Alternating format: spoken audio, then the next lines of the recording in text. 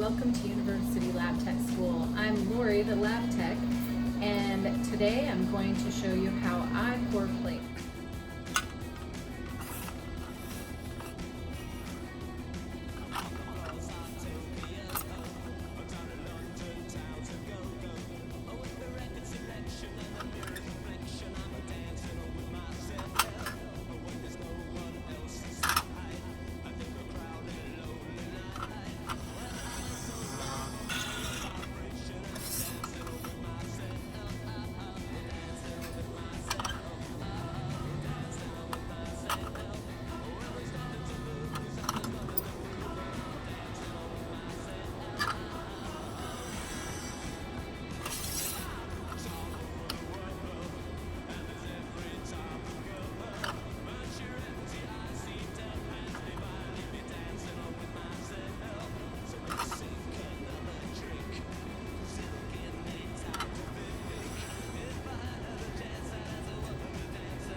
So as I'm pouring, a good indication to where the line is on the side of the plate is basically I will fill it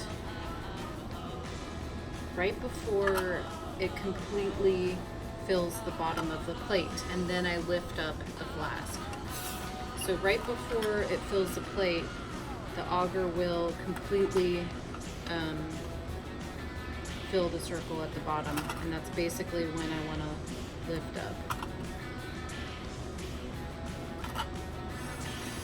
And as you can see, as I complete a set of 4, I push them in the next row to the right and then continue. That's why in the beginning we left a little.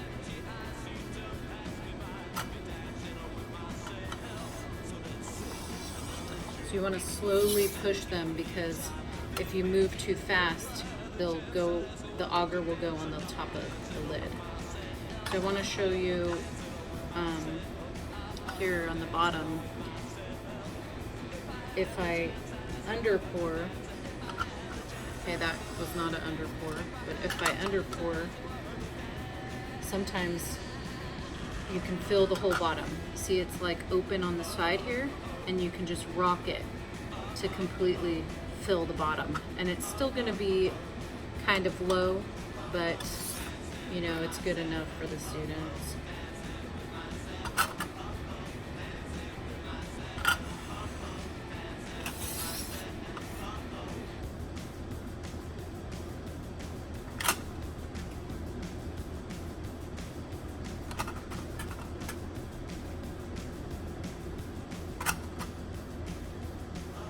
So what creates more bubbles in your plates is the snapping back action of the flask. So as you can see, when I pour, I tilt back a little. And if I tilt it back a little too fast, it can create bubbles in my flask, in the auger in my flask, which can create bubbles in the plate after I'm done pouring it. So this flask still has a stir bar in it at the bottom, and you're gonna see me pour it right until the stir bar reaches, like, I guess, the neck, and so it's starting to move, so I'm just gonna stop right there. I put this in my sink and wash it out quickly before it solidifies. So as you can see, my mat collected the auger, and on the side here, when I filled, there's a line on the plate. It's kind of an indicator of a full plate, and we kind of want the auger to be right below the lip of the lid. As you can see, all of these are. You get used to pouring them evenly, like I've done. Sometimes I can over pour and sometimes I under pour. I'm human.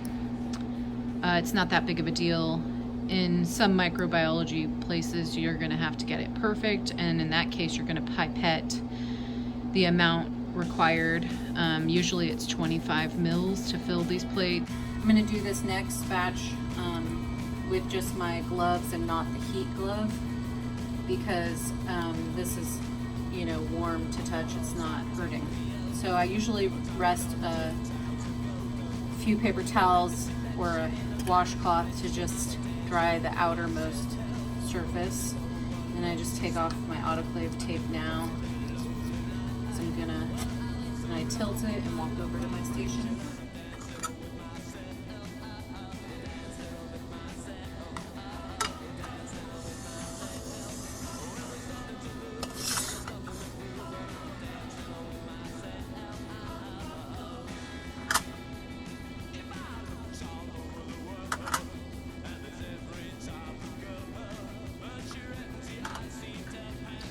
Just gonna remove the lid and show you on this one and throw this one away. That's about how I want to fill it, and then if I rock it, it'll just fill completely. So I'm gonna throw this one away. Or grow some fun bacteria.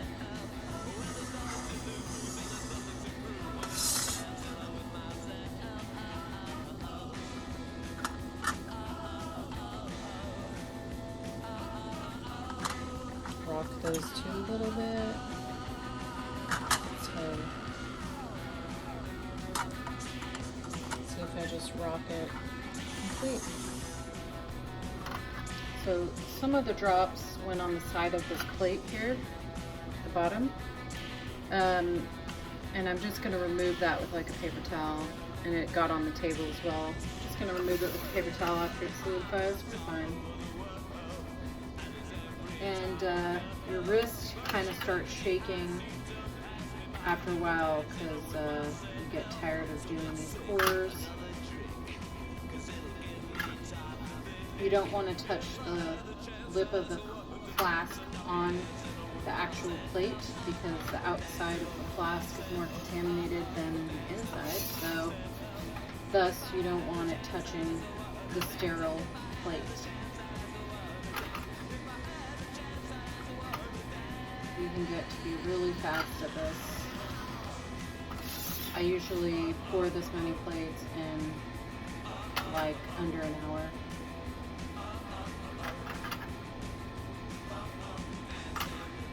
We're gonna keep these at room temperature in a sterile cabinet. Some places might even have you pour in under a hood, sterile conditions, and keep them in the sterile condition. We just keep them in a sterile cabinet, which I just bleach it down beforehand. So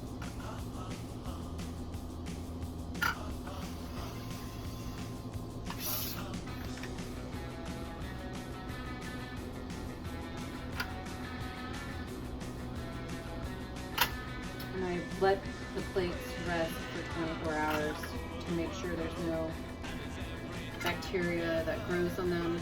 Tomorrow we'll look at them and then I'll store them.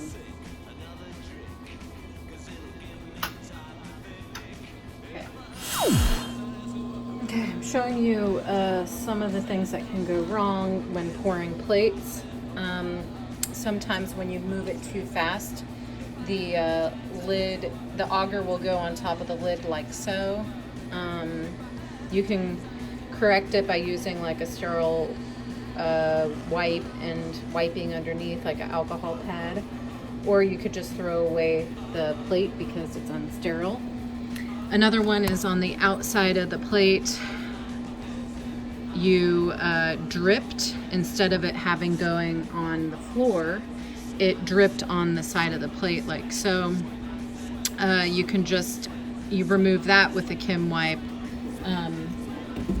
really easily. Have them right here, Kim wipes. And you can remove that bit of auger on the side carefully, like so, because it's on the outside of the plate. Another problem is auger getting on the counter. You can just wait till it solidifies and wipe it off as well, and you know, re-clean them when you're done, the counter surface. Another problem is, this was fun. I went to grab the lid and I completely knocked over these plates, like just swooshed it. So I'm gonna totally trash these auger plates when I'm done. But I'm gonna wait till they solidify. So, you know, it looks like I ruined like 2 or 3, probably just 2. So they're still not solidified.